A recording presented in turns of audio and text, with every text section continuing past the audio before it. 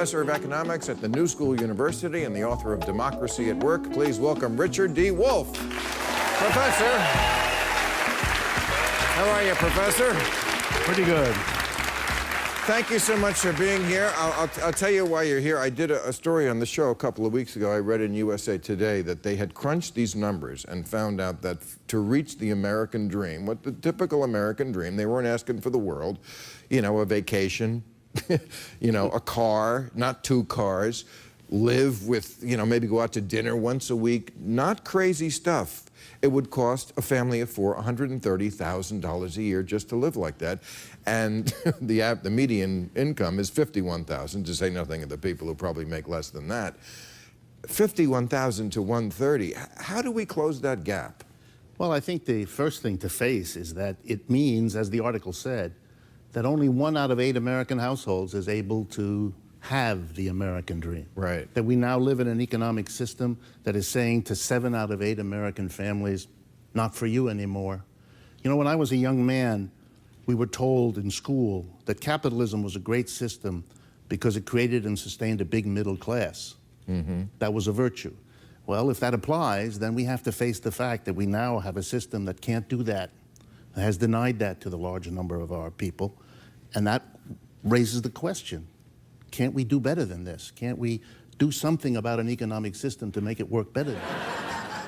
Is that my analogy is a rushing river. You know, rivers only go in one direction. The Chinese actually tried to, or maybe they did, to change the course of rivers. Yes. They moved them. That's quite an exercise in hubris when you're thinking make the river flow backwards. Right. To me, institutions have to be grafted on the way human nature really is. You have to go with the flow of the river. Human nature is greedy and selfish. Capitalism, I think, is the system that takes advantage of that. I just say, put dams and locks on the rivers, but don't try to make the river flow in the opposite direction, which I think is what Marxism does. Well, I think what happened is that people got excited about Marxism and took it in directions that we don't want to go in again. We have to learn from that. But people have done that with almost any system of thought, including the lovers of democracy, the lovers of capitalism. Some of them did things that in the name of that we don't agree with and that we want to learn what not to do. And I think the Soviet Union, China, and so on give us lessons in what not to do. But Marx was not a thinker about socialism and communism. He never wrote a book about it. His analysis was about capitalism. He was interested in understanding what about it is positive and what about it isn't so positive, and how can we go further. I use this as a simple analogy. If you wanted to understand a family down the street, mother, father, couple kids, and one kid thought it was the greatest family ever, and the other kid said it was a disaster. If you wanted to understand the family, you'd want to talk to both kids. It's not a question of which one is right or wrong, but you want the understanding of the celebrator and you want the understanding of the critic.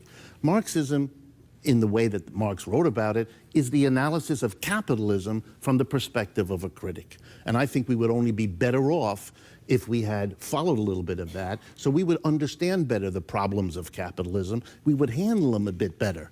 I'm wondering if any system... I'm wondering if there's any system that really is going to work in the future when it seems like workers are facing this storm of automation. They can't stop that. Robots take people's job, and when they don't, it's people in countries overseas who work for a fraction of what people will work for here in America. I mean, that's only going to get worse. How are we going to deal with that? Well, I think that's very crucial to understand how serious that has been. You know, the early histories of capitalism in our country and other parts of the world for the last 200 years, we built up an industry in the North America, Western Europe, Japan, those places. Capitalists made money there and they built their industries there. But the logic of capitalism, which is to make a buck and to make as many bucks as you can, has now in the last 30 years said, why are we doing this in the countries of North America, Western Europe, where the wages are pretty high, where the workers have struggled successfully to have a middle class? We don't want that anymore. We can do much better with the modern jet engine, with the modern telecommunications. We can produce far away in China and India and Brazil, paying a tiny fraction of the wages, and boy, are we going to make a lot of money. And that's what they've been doing, and that's what they're going to continue to do. And it means that the old centers of capitalism, us, are in a position of being abandoned by the very system that brought us up, but is now moving on. And if we don't do something as a nation to hold that in, to prevent that from continuing.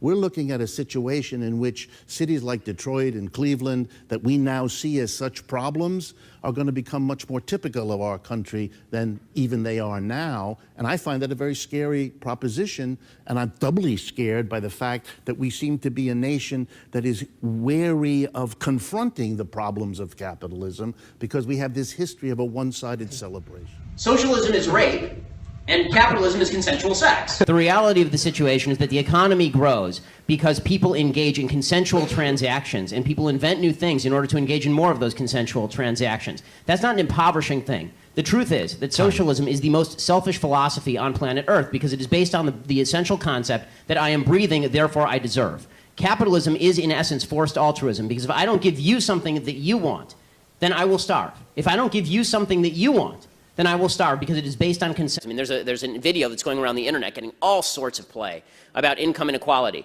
Income inequality is the stupidest issue. Income inequality means nothing, right? I mean, I have a lot of income inequality with Bill Gates, but I'm doing pretty well, and I don't care that Bill Gates is doing really well. The only thing we should all care about is that there are poor people. We should figure out how poor people can do better, not how to make Bill Gates less rich. But this video is going around and saying, here's a poll of what Americans think the wealth distribution should look like, and here is what the wealth distribution actually looks like. And I watched this video in bewilderment, and young people love it. And I watched this video in bewilderment saying, who told you that you get to tell the universe how wealth is distributed? Right? Who told you that you have a moral say as to how wealth is distributed?